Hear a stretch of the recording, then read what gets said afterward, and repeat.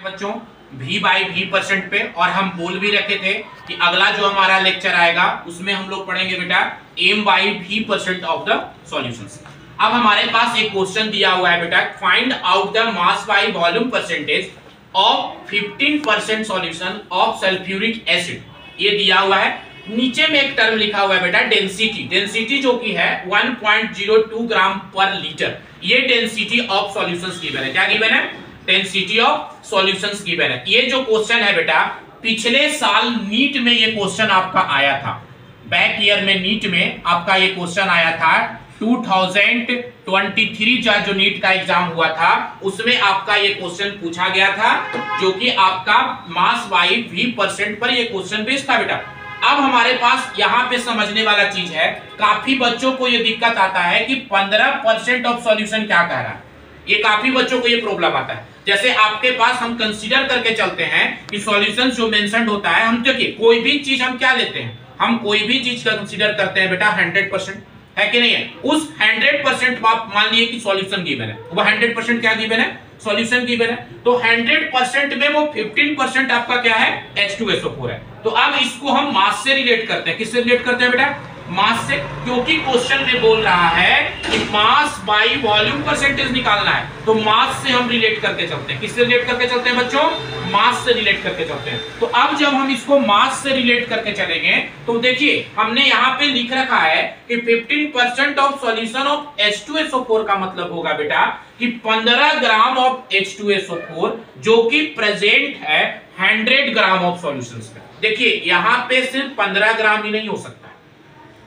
Question में अगर suppose that मान लो बेटा 20% दिया हुआ रहेगा, तो अगर 20% यहाँ पे मेंशन है बेटा, तो हम क्या लिखेंगे? 20% of solution of H2SO4 means 20 gram of H2SO4 present in 100 gram of the solutions. अब हम डाटा देखेंगे क्या क्या क्वेश्चन में मेंशन्ड है। अभी हमको पता चल गया कि 15 ग्राम ऑफ H2SO4 है। मतलब क्या है बेटा? मास ऑफ H2SO4 जो डिसॉल्व है वो कितना ग्राम है? 15 ग्राम दिया हुआ है। समझ गया ना? वो कितना ग्राम दिया हुआ है? 15 ग्राम। कितना में? 100 ग्राम की सॉल्यूशंस में 15 ग्राम H2SO4 का सोल्यूट प्रेजेंट है। कोई दिक्कत है? तो अब आपके पास मास ऑफ सॉल्यूट जो है बेटा वो कितना दिया हुआ है? 15 ग्राम। अब देखेंगे मास ऑफ सॉल्यूशन कितना है? 100 ग्राम। अभी हमने बोला था एक टर्म यूज हमने किया यहाँ पे डेंसिटी। ये डेंसिटी ना ही सॉल्यूट का है ना ही ये डेंसिटी सॉल्वेंट का है, ये डेंसिटी दिया हुआ है सॉल्यूशन का। किसका डेंसिटी दिया हुआ है? सॉल्यूशन का।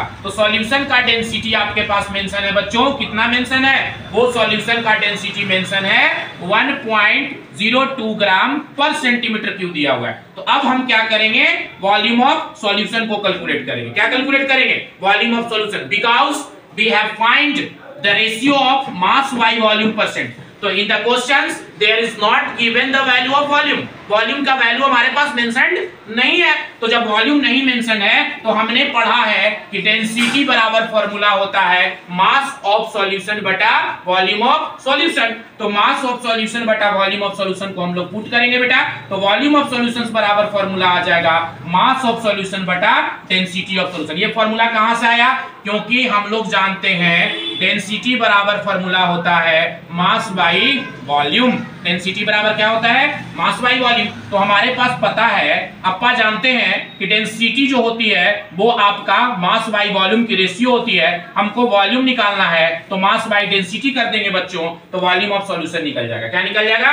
मास बाय डेंसिटी कर देंगे तो वॉल्यूम ऑफ सॉल्यूशन निकल जाएगा। तो मास ऑफ सॉल्यूशन कितना गिवन था? 100 ग्राम। कितना गिवन था जी? 100 ग्राम। तो हमने क्या किया? 100 ग्राम को पुट कर दिया। डेंसिटी कितना मेंशन्ड है? वो डेंसिटी जो मेंशन्ड है 1.02 ग्राम पर लीटर आपका दिया हुआ है। तो हमने यहाँ पे 100 बाई 1.02 ग्राम पर लीटर कर दिया। ग्राम से ग्राम कैंसिल हुआ। देखिएगा बच्चों, तो आपके पास जो आया वो डेंसिटी ऑफ द सॉल्यूशन आपका volume of solution, sorry density नहीं, वॉल्यूम ऑफ सॉल्यूशन जो आपके पास आया वो 98.04 मिलीलीटर आपके पास आ गया। क्या आ गया? डेंसिटी ऑफ द सॉल्यूशन आ गया। तो अब हम क्या